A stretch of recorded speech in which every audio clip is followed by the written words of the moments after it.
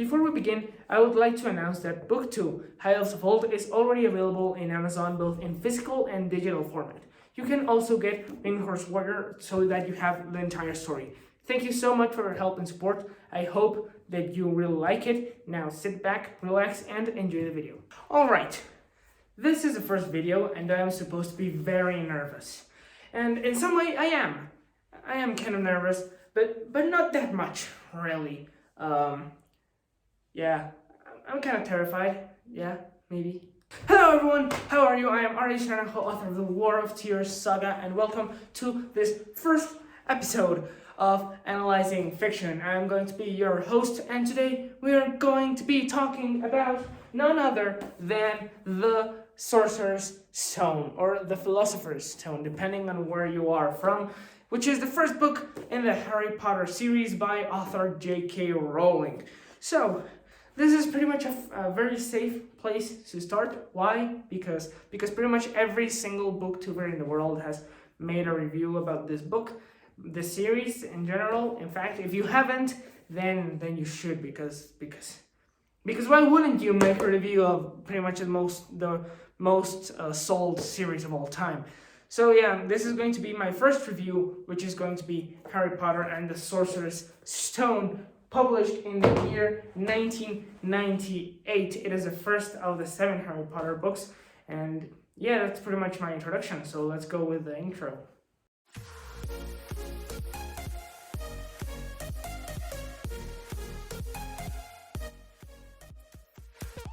So, before we start talking about Harry Potter, let us introduce the author, who pretty much everybody knows, who is J.K. Rowling. So, J.K. Rowling had a very complicated life before, and even some years after Harry Potter.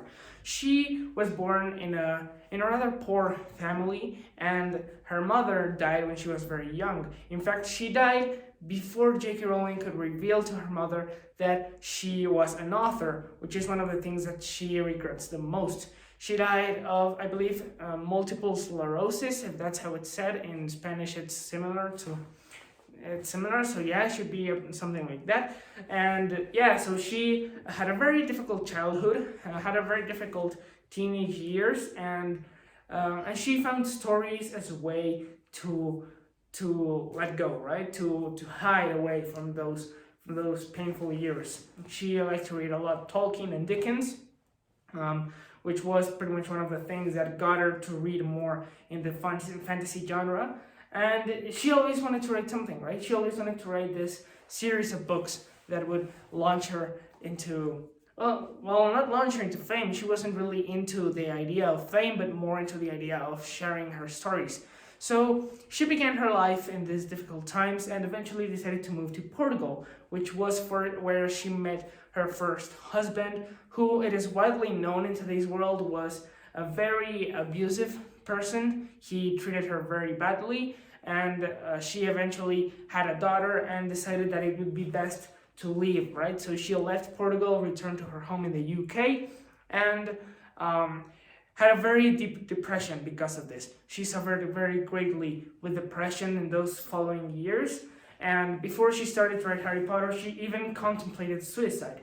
However, the responsibility that she felt towards her daughter was more than enough to keep her standing, to keep her going, moving forward, trying to do everything she could, and eventually start to write. So she had this idea for Harry Potter, wrote the first book, wrote parts of the last books. She always had the idea that it would be a very big series, and when she started looking for publishers, many turned down her book. So she was turned down by at least about 12 or so publishers before she actually got accepted and her book got published. And with the publishing of Harry Potter and the Philosopher's Stone, well, pretty much the legend began, and we all know how that went, right? So now we can get into the review itself. However, I almost forgot that before we get into that, and actually before we get into anything else, we should do the POW, which in Spanish is beginning letters for the possible smell addiction. So we're going to be smelling my edition of the book and determining yeah, if I like the smell or not. So yeah, because it's such a crucial element of book reviews to determine if your book smells good. So the POW for this book, for Harry Potter and the Philosopher's Stone, is it's a 5. It's a 5, yeah.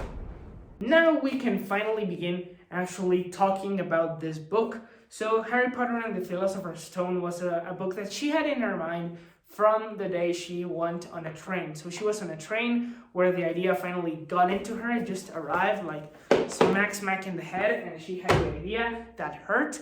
And yeah, so that was like the main origin of the concept, right? Where she finally understood that she wanted to write a story about a boy who went to a school of wizardry. But after she started writing the story, she had many inspirations coming from various places.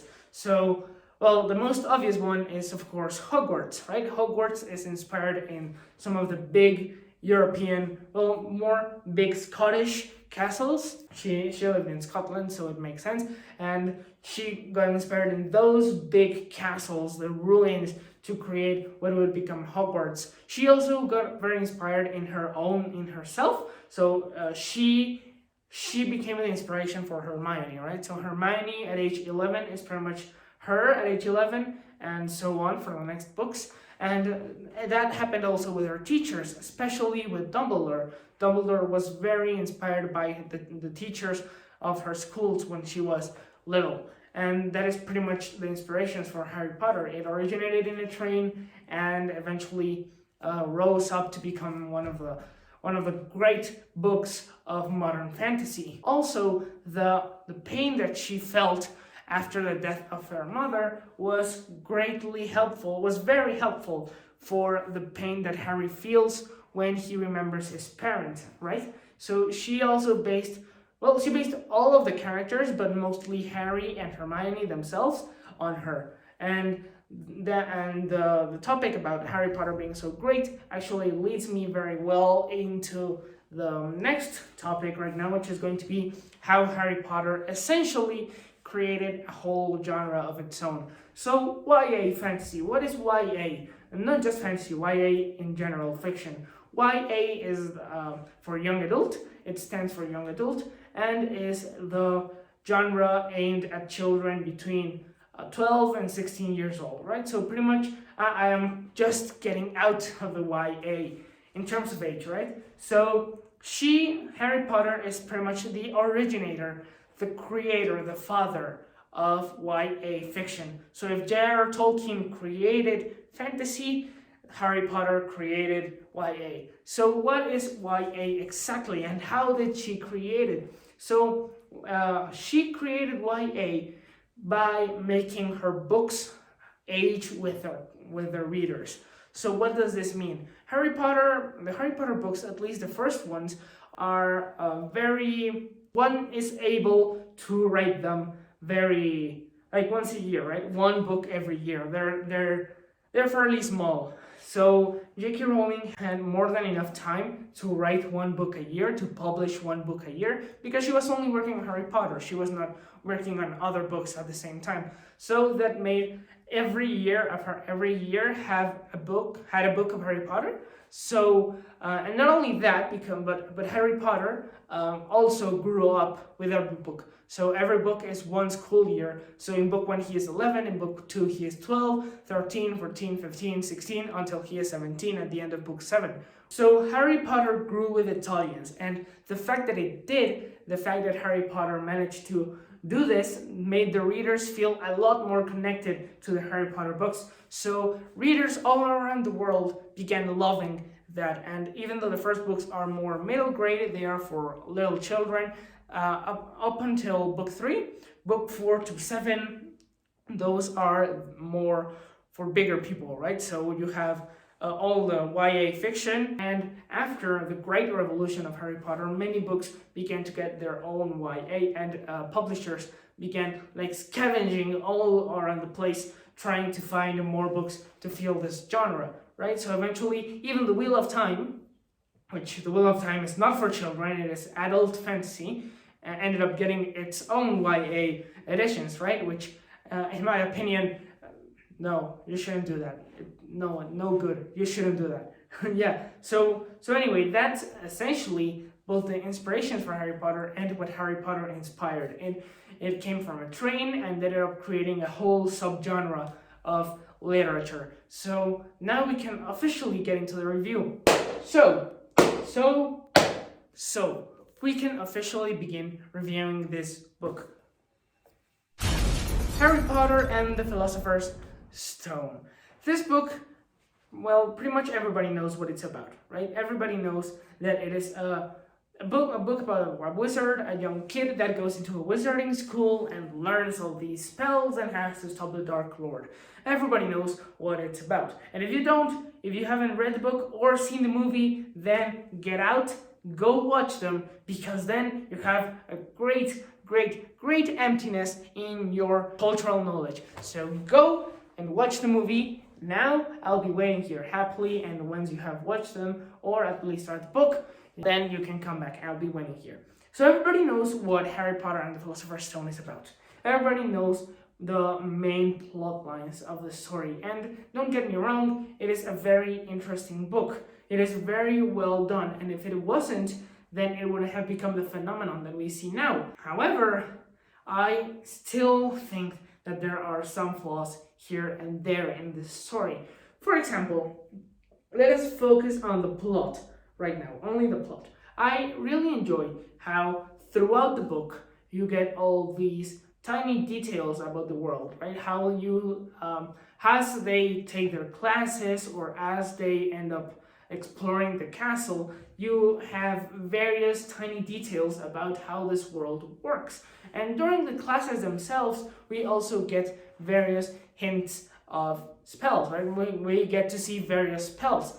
And in the end, in those challenges that they have to go through in the end, I believe that you could have made the characters more useful by showing them more spells. So other than just the chess or the plants, I would have liked that the end of the book would have related more to the middle and the beginning, that we could have seen more of the things that they learned during their school year, other than just the chess for Ron, the plants for Hermione, and the broom for Harry. That is very good. It's a very good ending because you relate each of the challenges to one of the different characters.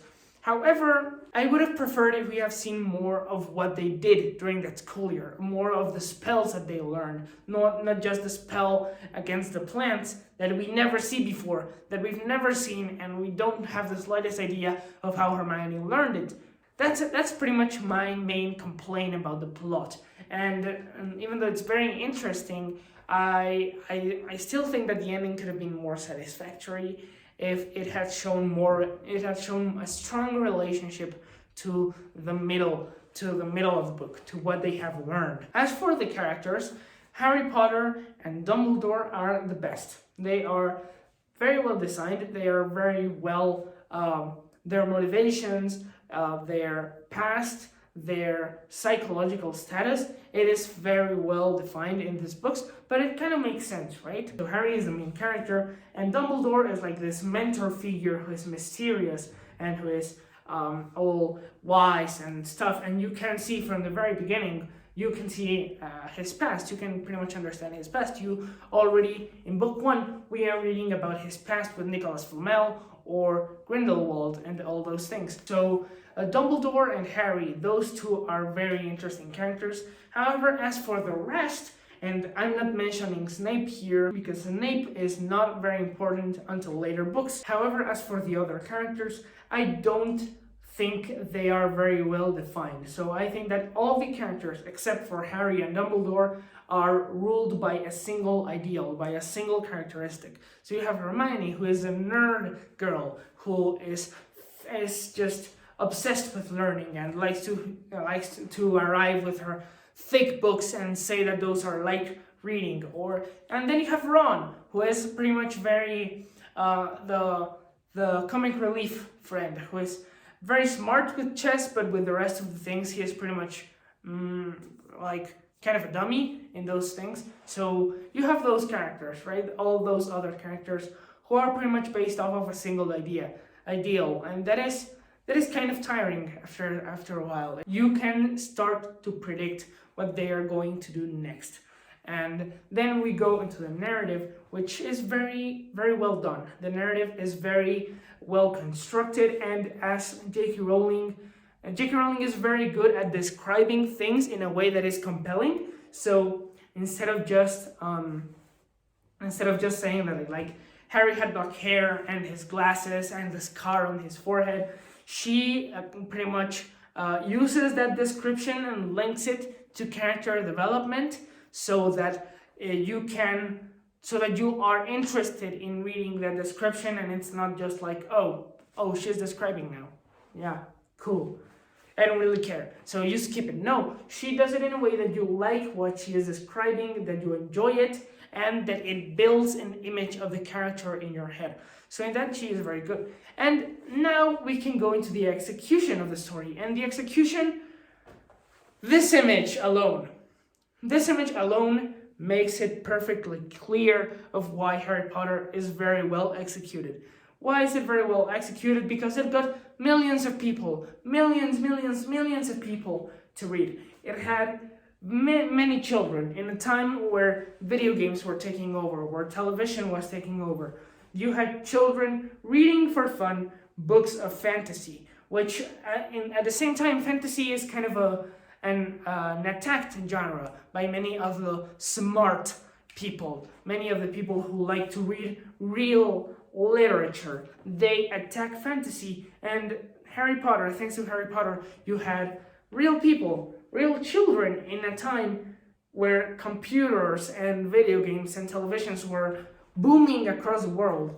You had them reading again for fun. So that is pretty much the great trophy of Harry Potter, the ability to have children reading again. And that alone makes this book a very good story. That alone makes us understand how well it is written, how well did J.K. Rowling create that world, that we were all immersed into it and we all read it for fun. And her strategy of making the characters grow at the same time as the readers served her purpose even more, and even made her story a lot more popular than it had been. In fact, it was so great that she ended up resigning. She ended up leaving various tournaments and prizes because she knew that she would win. So that's how great Harry Potter was. She ended up giving opportunities to other books to win because she knew that she would win. So in execution, Harry Potter is very good. And even though it's a very great story, I have found problems with it as I have grown and have started to read other things. So overall, even though Harry Potter is very good, it has elements that could have been improved. So overall, my grade for Harry Potter is going to be a 71 out of 100. It's not great, but it is very good because it got people reading. So that is my grade for Harry Potter, a total of 3 stars. And I would like to thank you so much for watching this first video. It's very clear that I have a problem with English. Blame that on the brackets, on the bracers. I don't like them.